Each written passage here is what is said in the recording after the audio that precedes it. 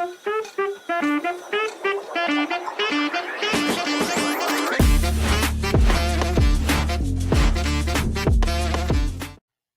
right, it's time for back to school. So we give back to school tips every year here at Organize It, and super excited for this year because this is a special year for me personally. And we're going to jump right in and start giving you those tips, and we also have a great checklist for you to download so that you can keep yourself on track, and also the school calendar. So if you're like, "Hey, man, where's the school calendar? I can't find it." We want to be that one-stop resource for you so that you can have a better, more organized home life. And let's jump right into those tips. So, I mean, it's August and it's time for back to school. And back to school is kind of like a huge topic. It covers everything from having to go shopping at the store or ordering it online to getting the house ready, school supplies, backpacks. So it's not just like prepping for that first day of school. It's really getting the house and the kids in order for them to feel comfortable, and mainly for you not to lose your sanity. We've had our kids, home for the last 2 months over the summer. And, I don't know how they managed to like wear so many clothes. Like my laundry doubles during the summertime. The dishes double in the sink because we're feeding them 3 meals a day versus like 1 or 2. And it can be overwhelming for a lot of parents, especially those parents that, are juggling multiple kids at different ages. So this year is really special to me because Austin is going into his senior year. He's our middle son. He goes to Gateway and he's going into his senior year. So there's so much more to get ready this year. I was just looking at like senior pictures and dual enrollment and just getting him with the SATs and ACTs and signing up for all this stuff. It can get overwhelming, and not just for the kids, but for the parents, or not just for the parents, but for the kids. So we want to give you these tips because to be honest, it's really important because a clean home creates a calm morning, and a calm morning leads to a better day. And that's what we need, especially with our kids going into, big moments like the first day of your senior year, or, going into your first day of kindergarten or your first day of middle school. And as parents, we want to create these calm moments, calm mornings, right? Because that will lead to a better day. And also it will help us not be late for work, not lose our sanity as parents, right? And not like hate the situation or get overwhelmed. So let's jump right into the tips. And we would love to hear back from you. If you have any great tips, make sure you drop them in the comments so that we can share and learn together. So the first one is we want to create some smart work zones. What do I mean by that? Smart work zones are like areas in the kitchen or areas, in the entryway where we can really have designated spots for school papers, things that we need to follow up on. So smart work zone, a designated smart work zone, is great for a space in the kitchen, or also to help prep for lunch. If they're making lunch, or if hey, mom, I need you to sign this. Like, hey, mom, here's my artwork from today. Like, hey, mom, here's X, Y, and Z. So smart work zones are really important, especially for your kids to have individual ones. So like a kitchen is a good example of one for the catch-all, for the papers, for making lunch. But then also think about your kids. They need smart work zones for their backpack and their shoes. Austin's driving this year. So where's he putting his wallet and his keys? They need help getting organized. They need help really figuring out their routine. Routines and rhythms is so important for children, right? Because we're priming them for the outcome that we want. And by priming them, we're setting them up for success to really help create and establish their own routines and rhythms. What can we do? Is that a place where their shoes go, their backpacks go, is designated areas like the entryway to your home. In Florida, we don't have mud rooms, but think of like a mud room where I come in, I sit down, I take off my shoes, my jacket goes here, my shoes go there, my purse hangs here, my keys go over here. These designated smart work zones are really important because, believe it or not, on average, like we waste 90 minutes a day looking for, where's my keys? Like, where's my purse? And when we have these designated areas, we're buying back our time. right? We're getting our time back because one, we've created that smart zone. We know where it's at. It has a home. It lives there. It also helps our kids, right? Prepare them for a successful outcome. Because I'm not sure if you guys have ever had this, but Yaya, she's 7. I mean, she's had a meltdown when she can't find certain shoes before, or she can't find something getting ready to, go start her day. And so, this really helps set those kids up for success in that morning routine. So Austin is going into his senior year.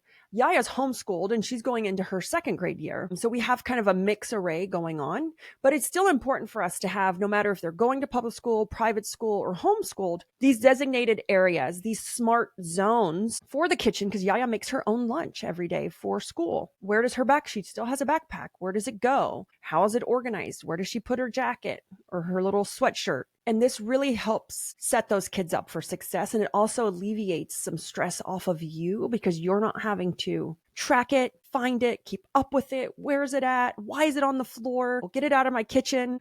So it really helps alleviate stress from you. So number 1 was create smart work zones in the kitchen, right in the hallways, in the entryways, anywhere where you can think, hey, backpacks can go here. What we did for Austin and Yaya is we have a hallway and it splits and it goes to each of their rooms. But on the back side of that hallway, we put the ELF system hooks, and they hang their hoodies and their backpacks on those hooks that lead right into their door. Now, is it pretty? No, it's not, but it's functional. And they have a place to go and they're not on my floor, and I'm not washing 500 hoodies because they end up on the ground and then they think they're dirty and they go get another one. So definitely helps. That was tip number 1. Tip number 2 is you want to declutter and restock the pantry. Why do we want to declutter and restock the pantry? Well, we need to make sure that they have some grab and go snacks, some good snacks. Austin won't eat the food at high school, so he needs to be able to have some snacks, some protein to get him through the day. Yaya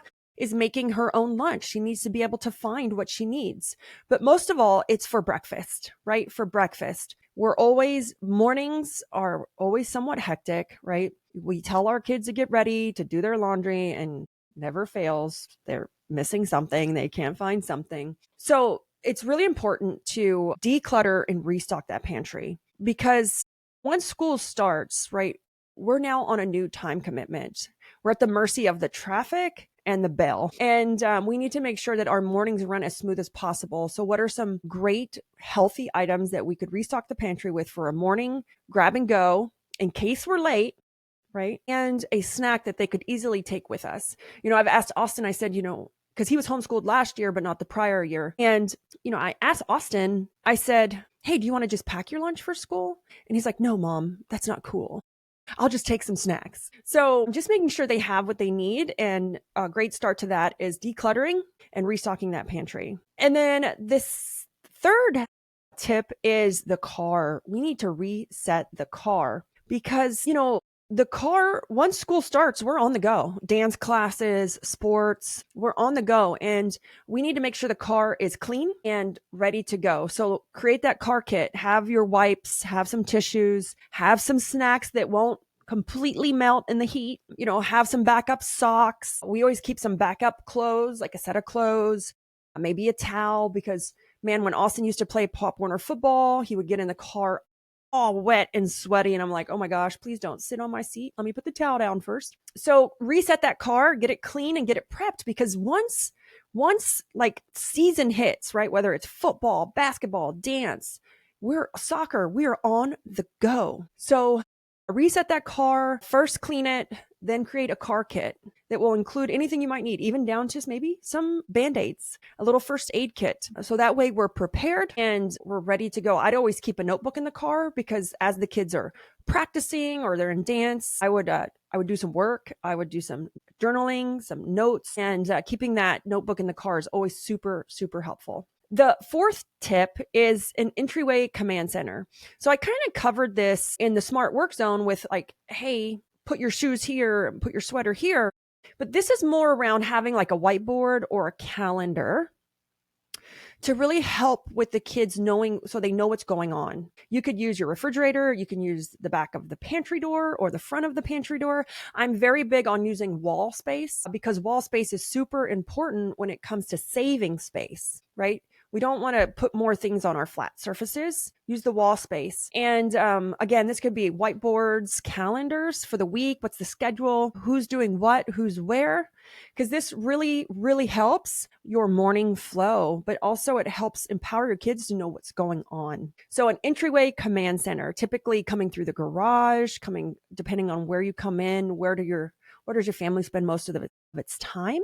So what we did was I screwed a whiteboard to the garage door, and that really helped with creating some alignment so that the whole family knew what was going on. And then tip number 5 is to book a back to school deep clean. Now, whether you book it and you do it yourself, or if you already have a cleaning company, you need a back to school deep clean. After those kids get in school, your house needs some TLC, right? Some tender love and care. It does. Our kids have been home for 2 months. The baseboards are dirty. The floors are dirty. There's extra laundry. All the bedding needs to be washed. That house needs a back to school deep clean. The fridge needs to be cleaned out. The oven needs to be cleaned so that your family can have a great hard reset. And if you want to do it yourself, that's great. We can actually we'll add a deep cleaning checklist so that you can deep clean your own house and follow the checklist. Or if you already have a cleaning company, make sure you get that deep clean booked. And if you don't, then you can call Organize It, and we would love to deep clean that house for you, because here at Organize It, we do professional organizing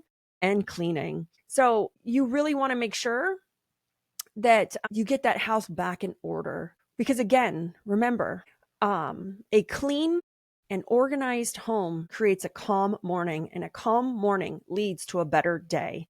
And isn't that, as parents, what we all want and how we all want to start that new school year, right? We want to set our kids up for success. There are so many studies that contribute to, kids having issues when it comes to retention and learning and focus that lead back to the home, that lead back to clutter or disorganization or overstimulation. So that's what we're here for at Organize It, to really help set your family and yourself up for success. Again, if you have a cleaning company, reach out to them. If you don't, we would love to help you out. We'll make sure we include this year's school calendar, the what's back to school home reset checklist, and also a deep cleaning checklist, so that if you want to clean your house yourself, we can help you out, whether you hire us or you use that checklist.